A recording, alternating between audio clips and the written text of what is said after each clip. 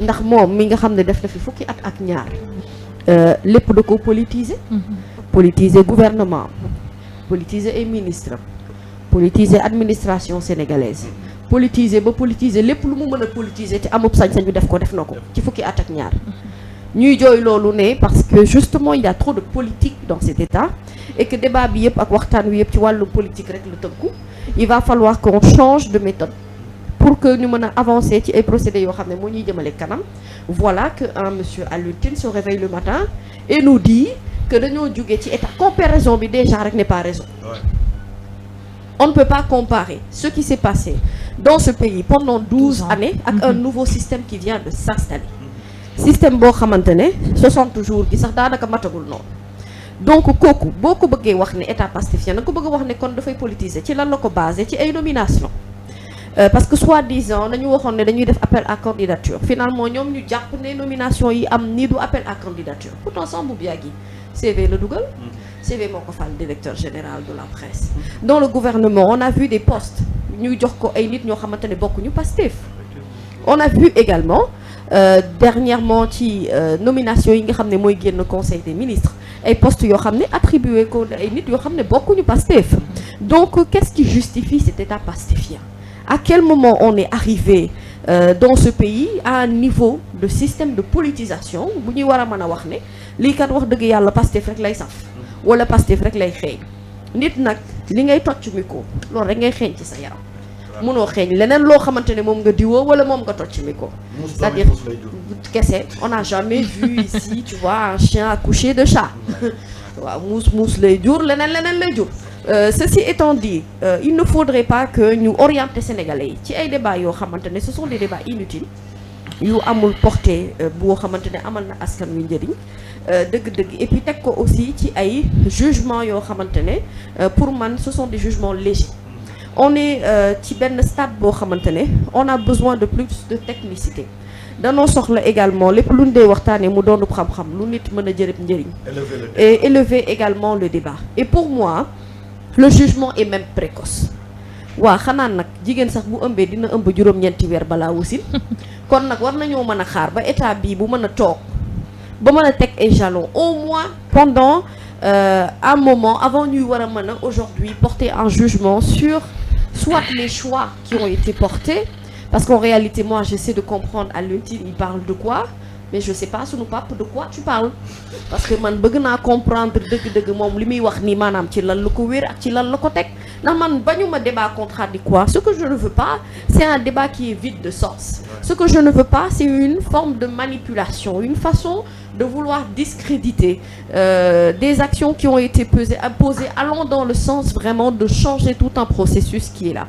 Le président Bassirou Diomaye Diakhar Faye quand il a été élu bien que déclaration de politique générale bu Ousmane Sonko yegsee guñu ci mais ñun ñëpp on a eu li nga xamante ne moom mooy gis-gis bu leer ci ñoom ban doxalin la ñu bëgg a doxalee ak naka la ñu bëgg a yóbbee réew mi te loolu sax jiitu na seen fal ndax avant il y a eu ce système il y a eu ce projet boo xam ne jaay nañu ko sénégalais jënd ko moo tax ñu fal leen ñu am pourcentage bi ñu am ci élection yi passé donc pour man vraiment nañu concentrer les débats si loo xamante ne dëgg-dëgg moo ñu mën a amal njëriñ quand on critique on ne critique pas pour critiquer wala boog sunu papa Alioune xanaa doonoon xaar nomination yi te jotagu ci man dama bëgg xam dëgg-dëgg motivation bi nekk ci ginnaaw lan la parce que vraiment j'aimerais que tous ces débats qui sont exposés sur la place publique qui nous font à la limite même perdre du temps et je pense qu'Alioune Tine mën na apporter plus à l'état actuel en matière de conseil en matière d'accompagnement allez moi je serais même plus pour que pourquoi pas ñu jox ko sax poste conseiller bu fekkente ne vraiment la volonté est là mais sénégalais yëpp dañu war a bokkandoo lenn mooy envie tabax réew mi changer jikko yi changer le mindset sénégalais comment est-ce qu'on se comporte pour pouvoir fii ak quelques années au moins mën a tegu ci raayu dëkk boo xamante ne ci yoonu développement la tegu. sëñ Saliou moo ko gisee. bon déjà man bon waxu Alioune Tine bi je sais pas fan laa ko war a classer parce que moi je dis que c'est un non-sens. Un état passéfien. Pendant les 12 ans là on était dans un état quoi ñoo nekkoon au pouvoir. Apériste. Avant ça on était dans quoi on n'était pas dans un état PDSiste. Voilà. Avant ça on n'était pas dans un état socialiste. Donc bon je sais pas pourquoi il veut dire ça et pour quelle raison il se base sur quoi pour pouvoir dire ça mais tamit on ne travaille pas avec des gens avec qui on n'a pas confiance. Nit ki sa entourage ngay jël.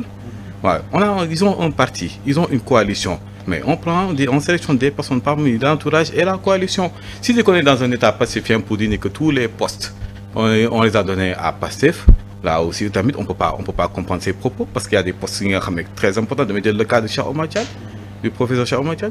Bon, son poste, on a nommé directeur des moyens généraux. C'est quoi les moyens généraux de la présence? Qu'est-ce que ça signifie? Que c'est pas un petit poste. Si on était dans un état bien ramené, on prenait tous les postes, les gros postes, on les donnait à Pastef. On n'allait pas le mettre là parce que lui, il fait pas partie de Pastef, il fait partie du Rassemblement pour la vérité. Il y a d'autres postes, on les a donnés à d'autres personnes qui ne font pas partie de Pastef, mais qui font partie de la coalition. Donc, moi, je ne sais pas pour quelle raison il est venu nous dire cela. Bon, peut-être il a eu, bon, demain qu'il met le bénéfice du doute en disant que peut-être il a fait une erreur de communication. Ou les gens ne l'ont pas compris.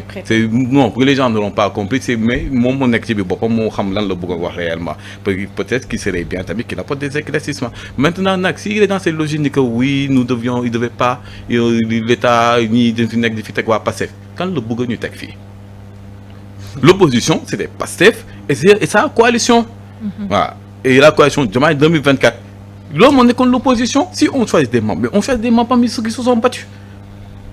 Voilà, il veut comprendre des gens qui sortent de nulle part parce qu'ils sont diplômés, patati, patata. Mais puis, les diplômes, tout le monde a des diplômes. Il y en a qui ont 2 masters, il y en a qui ont 3 doctorats, il y en a qui ont 2 agrégations dans la coalition.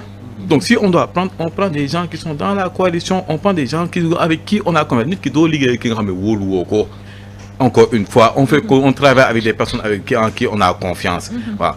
Maintenant, pourquoi il a dit ça?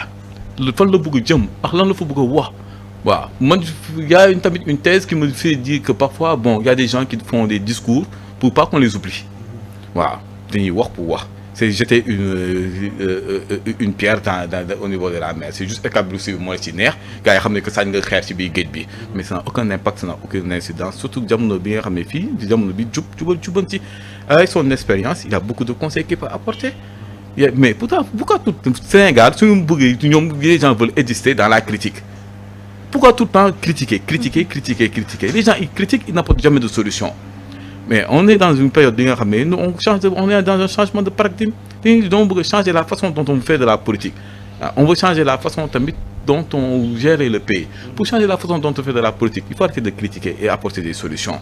Voilà. Le moteur il s'est arrêté à état pacifien, pourquoi il n'a pas apporté de solution derrière cela? Il y a beaucoup de choses on peut se poser comme question, mais comme j'ai dit sans que mon activité maintenant c'est à lui après de voir, de peser le pour et le contre, de voir mais état pacifien, on dirige avec ceux avec qui on a confiance et ceux avec qui on s'est battu pour aller pour accéder au pouvoir. Moi, c'est ma vision des choses. Après, il a sa propre vision des choses, il n'a qu'à venir avec ses arguments. Alors, donc, côté Bobo, c'est très simple. On est dans un débat démocratique, donc on connaît que sa position. Mais ce c'est trop léger, qui dimension bi mu nek. Parce que dans les faits, li muy wax joxuko deug. Parce que bo xolé Bassirou Diomaye Faye biñ ko falé président pour bañ politiser institution yi dafa démissionner ci parti bi, il devient un simple membre de Pastef. C'est une première rencontre Pastef avant biñu falo ci pouvoir, c'est une première rencontre ñu ko défé Méridien.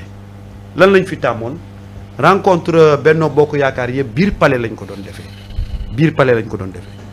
Keroog ba Ousmane Sonko di dem ci rencontre Pastef lépp loo xam ne lu ko administration joxoon da ko faa ba dafa bàyyi oto bàyyi fa ay garde rapproché jël oto boppam jël ay garde yoo xam ne Pastef ñoo ko joxoon ay garde corps.